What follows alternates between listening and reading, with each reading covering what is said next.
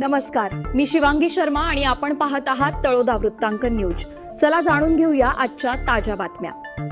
अप्सरेची साध विकासाची वाट। गाव समृद्ध करायचे असेल तर एकीची वज्रमुठ हवी। सोनाली कुलकर्णी।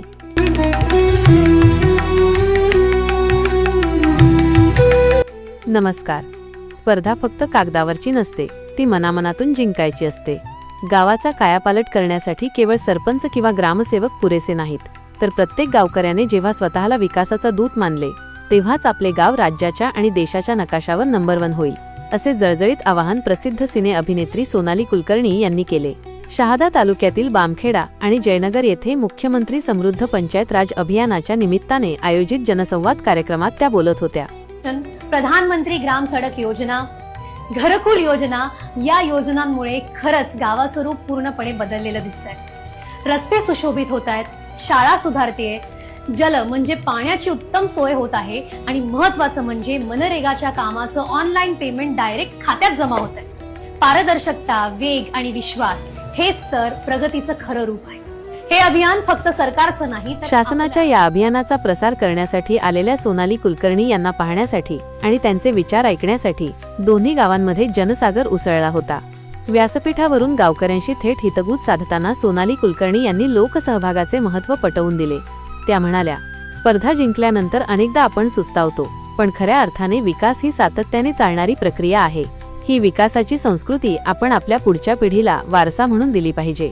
4 टप्प्यांतील या स्पर्धेत प्रत्येक टप्प्यावर जिद्दीने लढा आणि बामखेडा जयनगरचा डंका संपूर्ण महाराष्ट्रात वाजवा। यावेळी अभिनेत्रीने केवळ भाषण न करता प्रत्यक्ष जमिनीवर उतरून विकास कामांची पाहणी केली। काही नवीन प्रकल्पांचे त्यांच्या हस्ते उद्घाटनही करण्यात आले।